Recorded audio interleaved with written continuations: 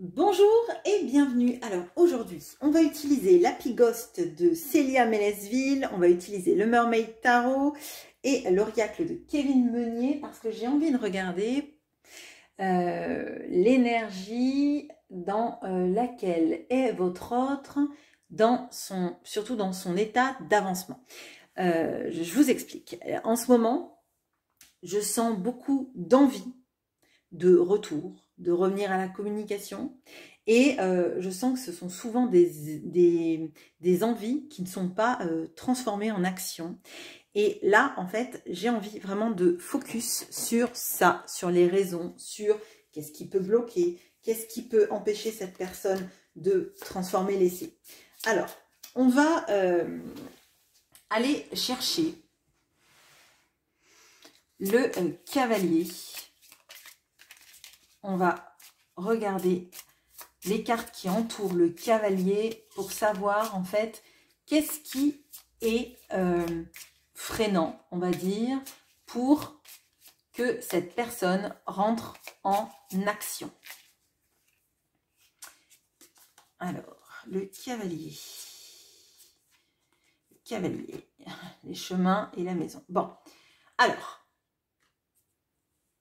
qu'est-ce qui est bloquant dans l'évolution de cette personne? C'est la stabilité qu'elle peut avoir à l'heure actuelle. Ou en tout cas, ce semblant de stabilité qu'elle pense avoir.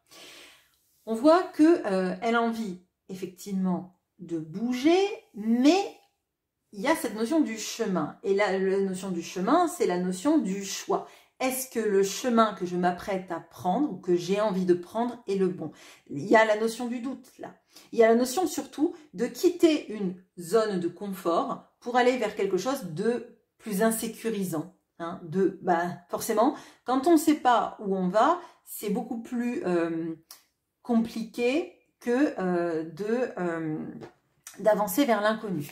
Là, potentiellement, on aurait besoin que cette personne, elle ait l'énergie du mat, du fou, hein, pour avoir un peu plus d'insouciance dans ses choix, un peu plus d'insouciance dans la manière d'avancer et un peu plus de foi dans le fait que quand on avance, on suit notre cœur, nos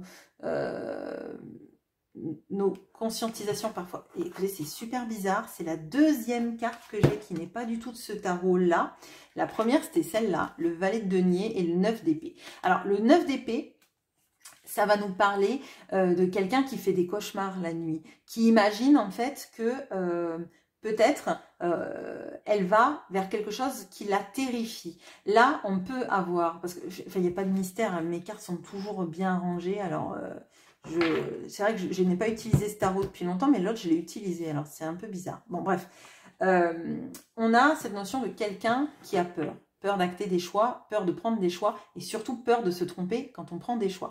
Donc, ça, effectivement, on a quelqu'un face à vous, hein, quelqu'un que vous aimez ou que vous avez dans le cœur ou à qui vous pensez, qui a peur de faire des choix définitifs et qui, quelque part, condamnerait l'état de confort dans lequel elle se trouve. Alors, quand je dis l'état de confort, ça ne veut pas dire que c'est quelqu'un qui est super à l'aise dans sa vie, tout se passe bien. C'est juste en fait que comme elle a connu ça, qu'elle a peut-être construit son confort de vie, d'accord, une zone, un peu une safe zone, je ne sais pas comment vous dire ça autrement, mais elle a peur de quitter tout ça. Elle a peur d'aller vers peut-être une relation dans laquelle elle se prendrait peut-être plus la tête, ou moins de confort financier, ou de tourner le dos à des personnes et que ces personnes lui fassent la tête. Bon. Alors, qu'est-ce qu'on peut me dire juste de plus, du coup, sur cette peur que cette personne a d'avancer? Les raisons. Tout n'est pas à l'envers. C'est intéressant. Ok. Bon. Alors, bon, déjà, très clairement, donc on a les amoureux, mais cette carte-là est à l'envers. Et une fois n'est pas coutume, comme le reste du jeu n'est pas à l'envers, je le laisse à l'envers. On a le 6 de bâton qui est aussi à l'envers et on a le cavalier d'épée. Bon, alors, cette personne, très clairement, elle a peur de se tromper. elle a peur de se tromper dans cette relation, notamment si elle vient vers vous. Ça ne veut pas dire qu'elle n'a pas de sentiments, mais je dirais qu'elle a des doutes. Elle a des doutes très profonds sur est-ce que votre couple va durer, est-ce que votre couple va marcher, est-ce que votre couple, dans la vie de tous les jours, il peut se vivre. Est-ce qu'on peut vivre cet amour au quotidien? Est-ce que on va pas se tromper? Là, les amoureux, c'est aussi la notion du choix. Mais là, c'est un choix qu'elle ne fait pas. Mais elle ne fait pas parce que, à mon sens, elle est pétrie de ses peurs.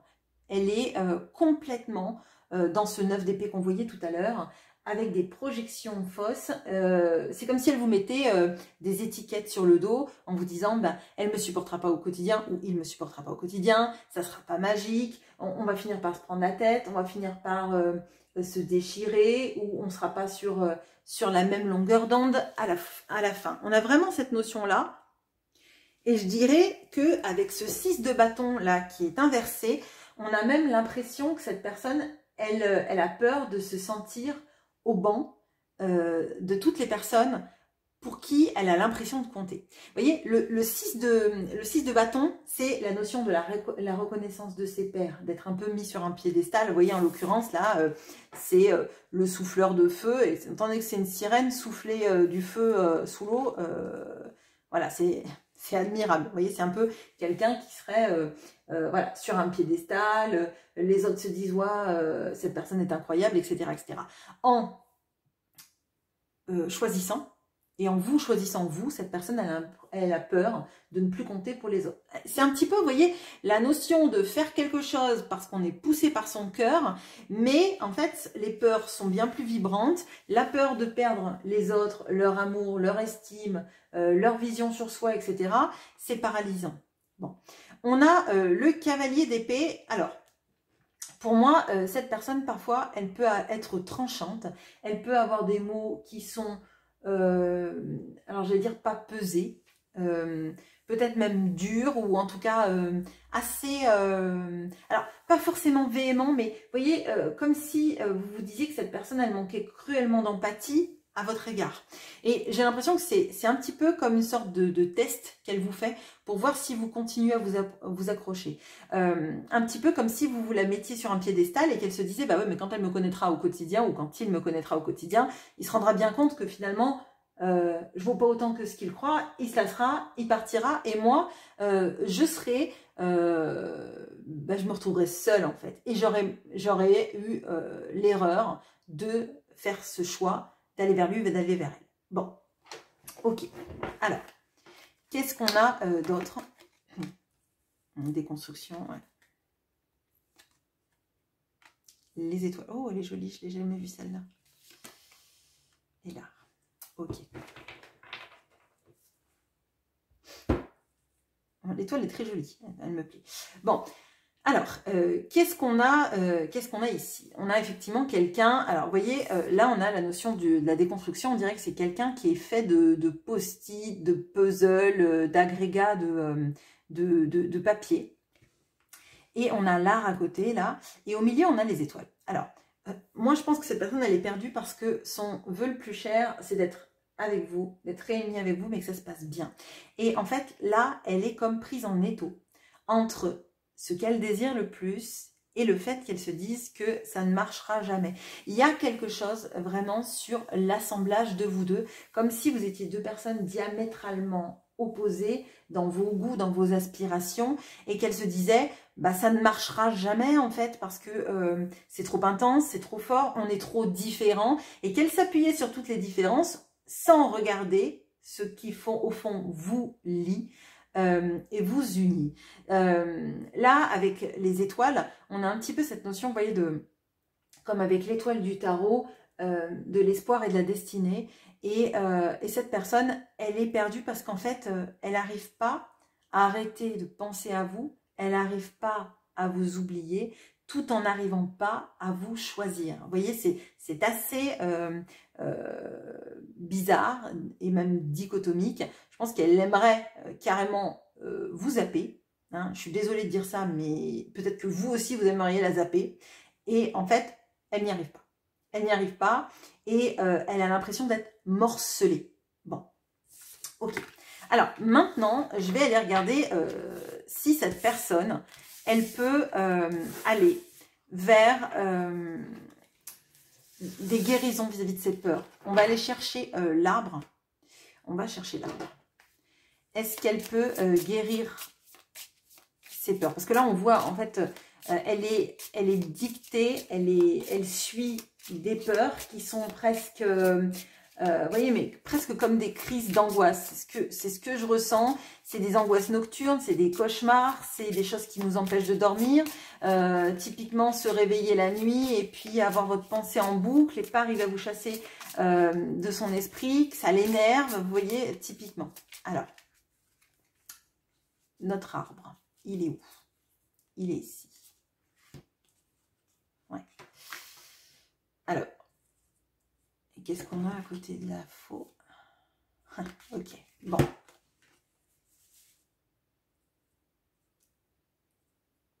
Bon, dans le cas de triangulaire, cette personne, elle a un engagement à couper. Et donc, ça retarde très clairement, je dirais, l'échéance et ça rajoute une peur de plus. Là, typiquement, on peut avoir une pression sur... alors, les enfants, si les enfants sont petits, mais on a cette notion d'une pression sociale très forte et un chantage notamment familial, amical. D'accord? On a très clairement ça. Alors, est-ce qu'elle va arriver à guérir? J'ai envie de vous dire, pas à l'heure actuelle. Vraiment pas à l'heure actuelle. En fait, elle se sent enfermée dans sa vie et dans ses schémas. Elle a conscience qu'elle s'est fait une sorte de petit... voilà. Elle s'est fait un confort qui est en fait un cercueil et qui enterre ses rêves en même temps et qui enterre en fait toutes les velléités qu'elle avait à vivre une vie libre et heureuse. Vous voyez, typiquement, c'est le genre de personne qui se met avec un partenaire qu'il ou elle n'aime pas parce que cette personne ne lui fera pas de mal, aura des intérêts communs avec elle et puis finalement, on réalise que l'autre ne nous respecte pas, que l'autre n'a envie finalement que de choses matérielles avec nous. Alors typiquement faire un voyage, acheter une maison, acheter un appartement, une résidence secondaire, etc. etc. Mais on n'est pas nourri, on n'a pas quelqu'un qui a une vision positive de nous, on n'a pas quelqu'un qui nous tire vers le haut, on a plutôt quelqu'un qui nous laisse dans nos angoisses pour surtout pas qu'on évolue, surtout pas qu'on le quitte ou qu'on la quitte. Ok. Bon, qu'est-ce qu'on peut dire de plus sur la guérison de cette personne?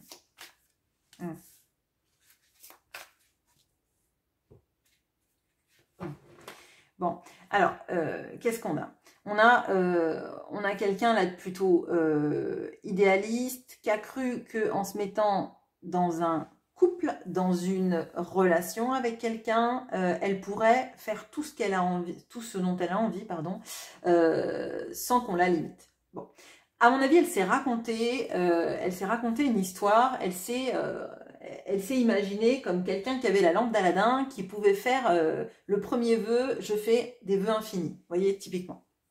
Bon, je pense qu'on a tous grugé quand on regardait Aladin. Moi, c'est le premier truc que je me disais, mais pourquoi il ne demande pas les vœux infinis? Bon, bah, parce qu'il y a des règles. Et pour moi, cette personne, elle s'est dit, bon, voilà, ben, au moins, je pourrais faire tout ce que je veux, mon cœur ne souffrira pas, je ferai ma vie comme bon me semble. Sauf qu'en fait, elle s'est trompée. Elle s'est trompée, pourquoi? Parce que, en fait, elle n'a pas vu que, entre guillemets, tout se paye. Elle n'a pas compris que ses choix d'être libre était en fait le choix de choisir une prison différente. Hein. Là, on voit quelqu'un qui a cadenassé ses émotions, qui a tellement pas voulu en fait être heurtée sentimentalement qu'elle s'est elle-même mise en prisonnier volontaire d'une vie qu'elle a cru choisir. Bon. Sauf qu'en fait, elle n'avait pas lu les petites lignes du contrat et finalement, elle en finit par être extrêmement fatiguée et de ne pas savoir comment se relever. Là, on a plutôt quelqu'un, vous voyez, qui a perdu la force de... alors, je vais dire la force de l'engagement. Mais ce n'est pas la force de l'engagement dans un couple, c'est la force de l'engagement vis-à-vis de soi-même. Qu'est-ce qu'on mérite? Qu'est-ce qu'on veut? Comment est-ce qu'on y arrive? Et là, pour moi, elle se dit qu'un couple, finalement... c'est pas génial parce que finalement, au bout d'un moment, on découvre qui est vraiment l'autre en face de nous. Là, pour moi, on a quelqu'un qui a choisi un partenaire de vie qui n'était pas satisfaisant, qu'elle n'aimait pas ou qu'il n'aimait pas, en se disant bah, que comme ça, voilà, on ne s'ouvrira pas, mais on aura une vie confortable, on aura une vie avec des instincts et des instants communs, des envies de construire, vraiment plutôt financièrement ou en termes d'avoir des enfants, vous voyez, quelque chose de très stable, comme la maison qu'on avait dans le premier tirage du Lenormand, mais ça ne nous épanouit pas émotionnellement. Et surtout, on n'a plus confiance parce que visiblement, cette personne, elle réalise que son engagement, c'est une grosse erreur. C'est une grosse erreur parce qu'en fait, son engagement, ce sont les barreaux de sa prison, mais la prison dans laquelle elle s'est elle-même enfermée. Donc là, on a vraiment même une énergie de 8 d'épée, hein, l'auto-sabotage, mais par ses choix. Donc, peut-être qu'elle a cru... elle a mal lu, entre guillemets, les lignes du contrat, mais j'ai envie de dire, elle a vite signé le contrat. Vous voyez, un contrat dans lequel, en fait, il n'y a pas de contrepartie, c'est étonnant. C'est trop beau pour être vrai, je dirais. Donc là, elle a cru qu'en faisant ça, c'était super pour elle et qu'elle n'aurait pas à payer, entre guillemets, de contrepartie. Sauf qu'en fait, sa contrepartie, c'est sa vraie liberté. Sa liberté de cœur, sa liberté à aimer, sa liberté tout court, en fait, à être qui elle veut. Bon, ok. Alors, qu'est-ce qu'on a d'autre? Après, j'irai regarder. Ouais, ok.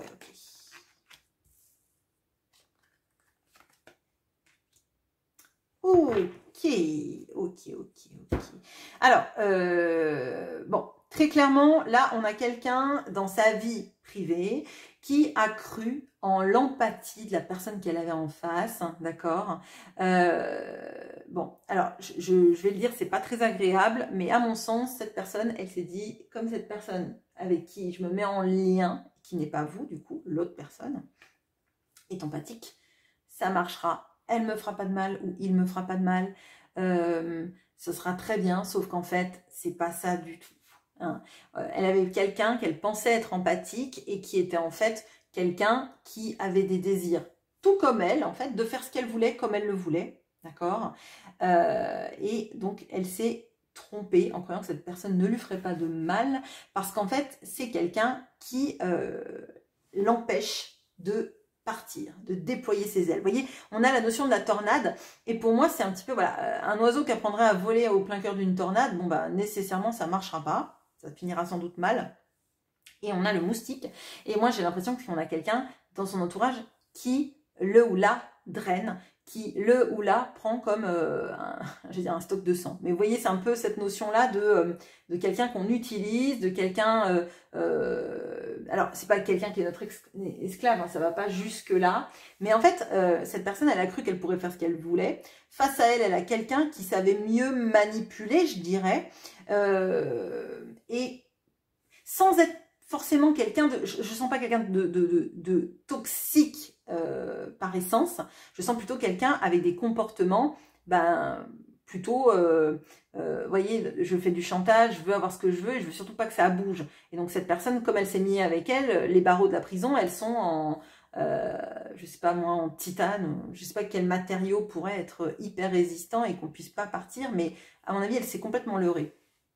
Elle a cru que ce serait pas compliqué, elle a cru qu'elle pourrait faire tout ce qu'elle voulait, sauf que c'est absolument faux en fait. Et qu'elle-même a choisi sa propre prison. En voulant pas donner son cœur, entre guillemets, elle s'est mise en prison. Bon, ok.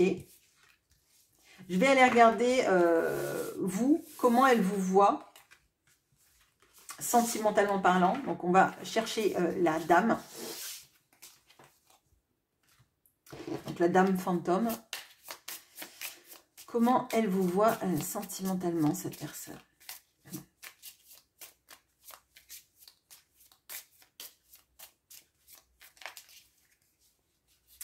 Alors, notre dame fantôme, elle est là.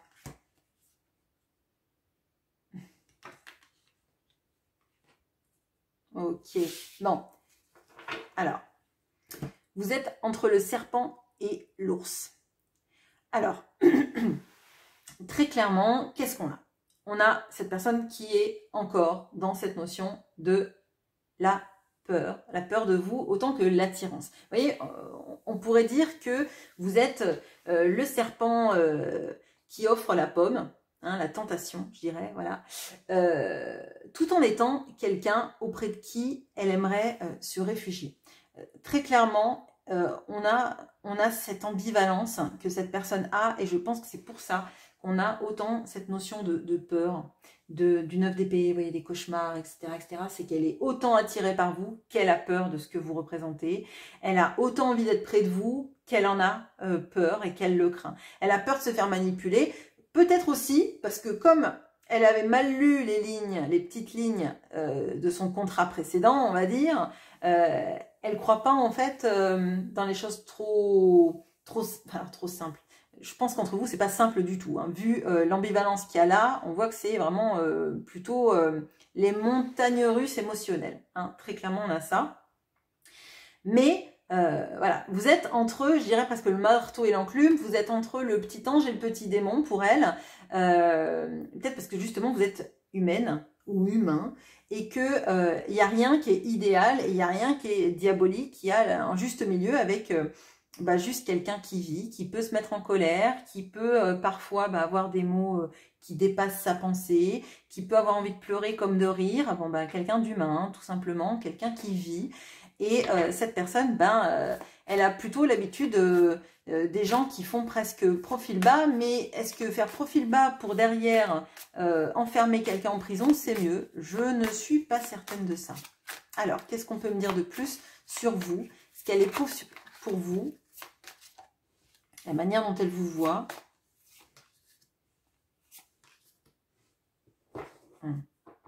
Ouais.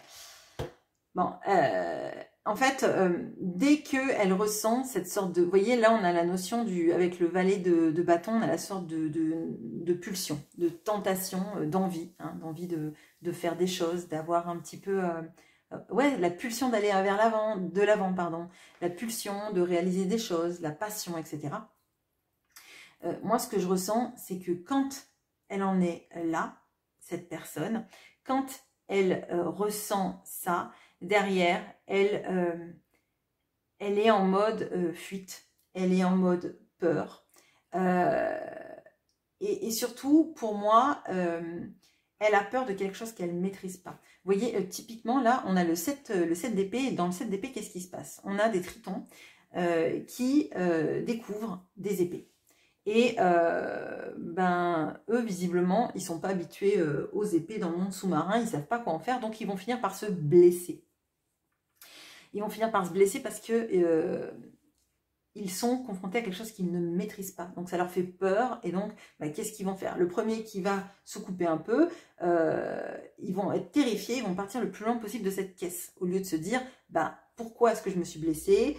Qu'est-ce que ça m'apprend sur moi, etc. Vous voyez, ils vont pas voir la réalité comme elle est, c'est-à-dire c'est tranchant, ça coupe, et c'est parce que j'ai voulu mettre mon doigt sur quelque chose de tranchant que ça coupe. Si je mets mon doigt sur la garde, je ne me couperai pas. Vous voyez, la notion de fuir quelque chose que l'on ne maîtrise pas, dont on a peur. Et cette personne, elle est à la fois attirée, repoussée, dans la peur, dans l'envie, et c'est une sorte d'engrenage qui fait que, effectivement, comme je le disais au début de cette guidance, cette personne a envie, puis ne fait pas, a envie, initie, se retire, et elle est toujours dans cette sorte de tango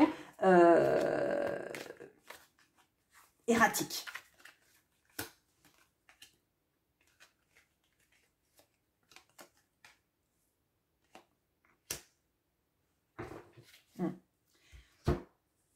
En fait, elle est persuadée que si vous vous mettez ensemble, si les choses se passent et qu'elle suit son cœur, ça finira mal.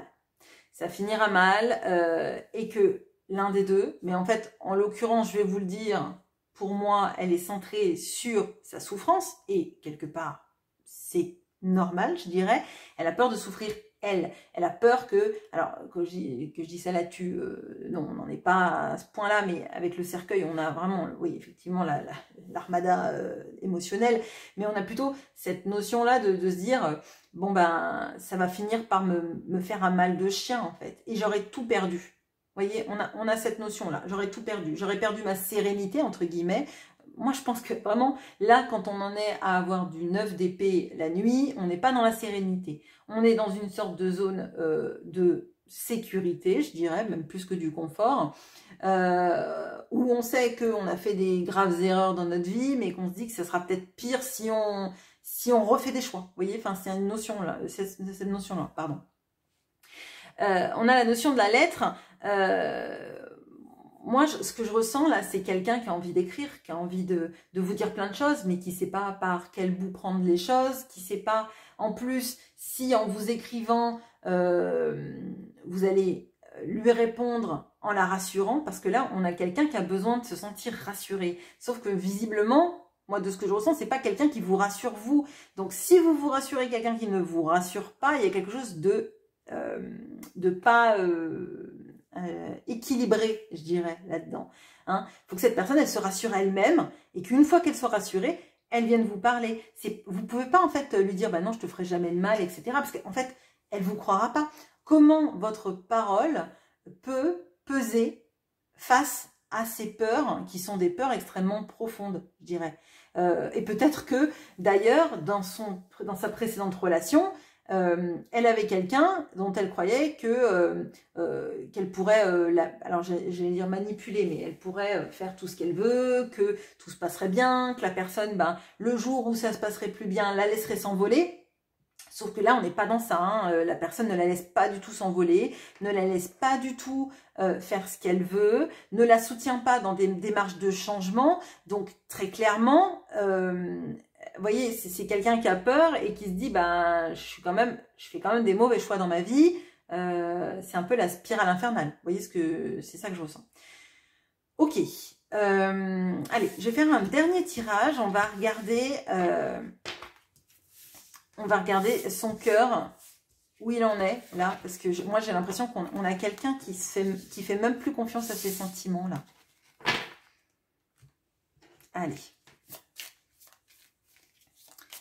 Où est son cœur?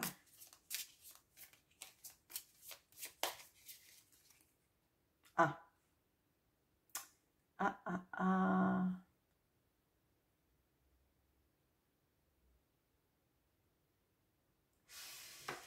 Alors, une fois n'est pas coutume, comme il n'y a pas de carte derrière, je vais le mettre là. Alors, qu'est-ce qu'on a? On a le fouet, on a le jardin, on a le cœur.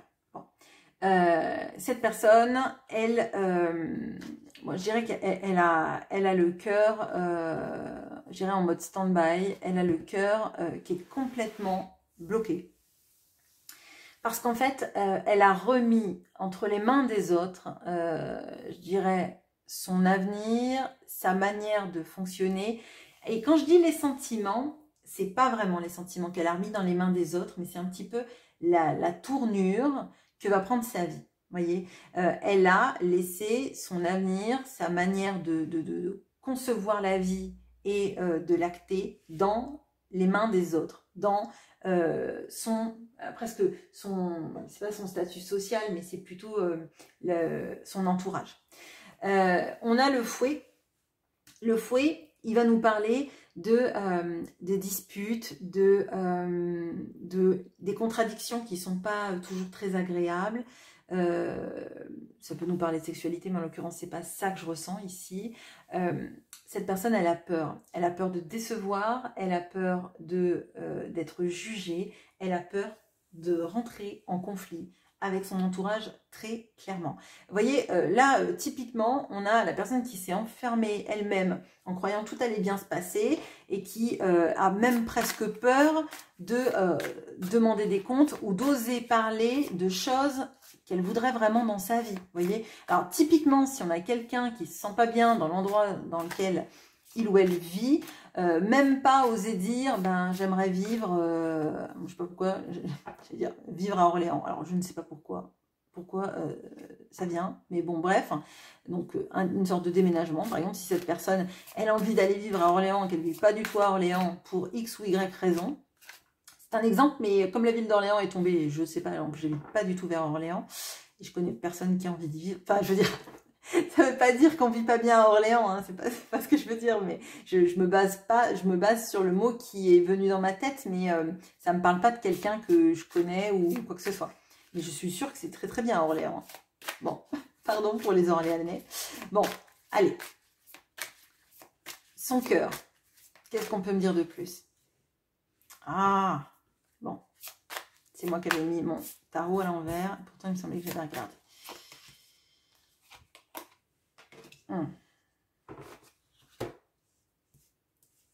Ok, bon.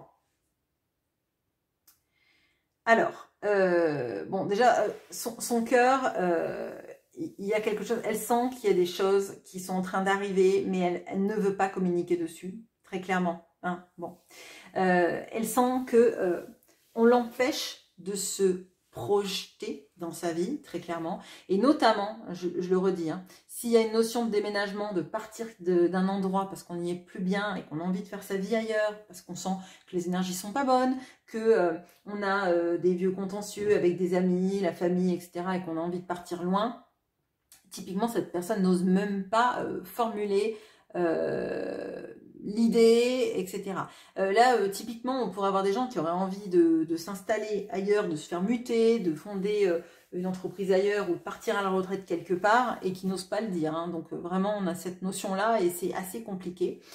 On a quelqu'un qui a besoin de stabilité et c'est un petit peu, vous voyez, je le ressens comme quelqu'un qui se dirait ben, j'aimerais partir avec en mode partir avec ma caravane, enfin emmener ma maison sur pilotis et l'amener quelque part. Enfin, c'est assez bizarre l'image que j'ai d'ailleurs. Parce qu'on a quelqu'un qui voudrait, limite, que sa vie ne change pas toute sa vie, hein, donc entourage, famille, amis, etc., en prenant des décisions différentes. Et ça l'empêche de se projeter parce qu'elle sait que ça ne marchera pas. Elle sait que si elle veut déménager, potentiellement, elle perdra des amis ou qu'elle verra moins ses amis, sa famille, etc., etc., etc. Donc là, c'est comme si elle voulait qu'il y ait une statu quo de du social autour d'elle en changeant de lieu, peut-être même d'amour, enfin de relations, etc. Donc là, c'est très compliqué parce que moi, ça explique pourquoi elle ne fait pas les choses, c'est qu'elle a très envie et elle sait qu'il faut qu'elle fasse les choses, mais il y a tellement de choses à bouger qu'elle commence même pas à y aller morceau par morceau. Vous voyez, c'est vraiment la notion que j'ai, c'est on fait pas de vagues, on dit pas les choses, on dit pas qu'on est plus bien dans cette vie auprès de quelqu'un, dans cette ville, etc., etc. Et donc en fait, on tait tout et l'impression que j'ai, c'est que ça pourrait être quelqu'un qui se dit bah tant pis, un jour j'aurai le courage et je partirai sans avertir personne. Mais alors c'est le grand écart quoi. Ouais. Ok. Il y a des cartes que je n'ai jamais vues. Ouais. Ouais. Oui. Bon. J'en prends une quatrième. Ouais. Bon. Alors, bon, il y a beaucoup de peur. Là, alors, vraiment, s'il y a un divorce, un couple à casser, une séparation, là, on est dans quelqu'un qui a très peur bah de la justice, de perdre. Alors, ça peut être la garde des enfants, ça peut être des biens, ça peut être la notion d'être sur le banc des accusés, même si bah, les divorces à l'amiable existent, hein, mais on a vraiment cette notion-là de quelqu'un qui a peur, en fait, oui, d'être sur le banc des accusés, d'être jugé, de ne pas avoir respecté des engagements. Enfin, c'est terrible parce qu'en fait, on ressent que le cœur, il prime pas par rapport à tous les gens qui pourraient nous juger, nous faire du mal, nous critiquer, etc., etc. Donc, bon, là, typiquement, on a quelqu'un déjà qu'il faut qu'il s'apaise. Alors, j'ai la carte de la naturopathie, mais je le ressens plutôt avec, vous voyez, le caducée et essayer de se soigner. on a vu que cette personne, elle n'arrive pas à se dire qu'elle a besoin d'aide d'un thérapeute, vraiment. Et là, on voit que, en fait, elle est complètement assujettie à ce qu'on pense d'elle, au fait de qu'est-ce que ça va déclencher comme tsunami, cette séparation. Bon. Là, je vous le dis, je sens quand même plus une triangulaire qu'une situation autre. Ok, je vais le mettre en titre d'ailleurs pour pas que les personnes qui ne sont pas concernées viennent voir ce tirage et que voilà, qu'ils ne se sentent pas représentés. Mais on a cette notion-là de quelqu'un qui a très très peur de demander le divorce ou de demander une séparation, ou d'acter la séparation. Voilà. Et c'est là qu'on voit que très clairement, quand on croit qu'un couple, ça va bien se passer parce qu'on a des intérêts communs mais pas d'amour, on ne sera pas embêté. Là, on voit que finalement, elle est beaucoup plus prisonnière que n'importe qui vit l'histoire d'amour et puis un jour, on s'aime plus, on s'aime moins et on comprend que les chemins peuvent se faire séparément et en bonne intelligence. Là, ça ne se passera pas du tout, en tout cas dans ses peurs, en bonne intelligence. Voilà. Je vous laisse sur ceci. Je vous retrouve avec grand plaisir en commentaire.